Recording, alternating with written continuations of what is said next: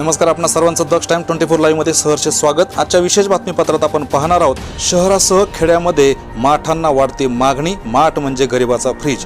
याबाबत सविस्तर वृत्त आपण जाणून घेऊयात। उन्हाच्या झळा जाणवत असताना घशाला व मनाला थंडावा देण्यासाठी आधुनिक युगातही सर्व स्तरातील मंडळी मातीपासून बनवलेल्या माठाचीच निवड करत असल्याचे चित्र श्रीगोंदा येथील कुंभार गल्लीमध्ये प्रकर्षाने पाहावयास मिळाले। फ्रीजमधील पाण्याने घशास थंडावा मिळतो, परंतु तहान भागत नसल्याचे अनेकांचे मत आहे।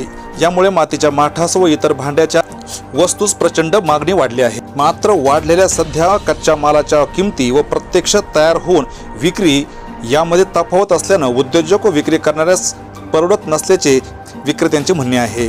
शासनाने मातीच्या वस्तू निर्मात्यास कर्जाची सोय व निधी उपलब्ध करून देण्याची मागणी विक्रेत्यांनी केली आहे। सर्व नागरिक व महिलांनी सुद्धा मातीचे भांडे खरेदी करताना कुंभार बांधवांचाही विचार करण्याची गरज असल्याचं म्हटलं आहे। दक्ष टाइम 24 लाईव्ह, श्रीगोंदा।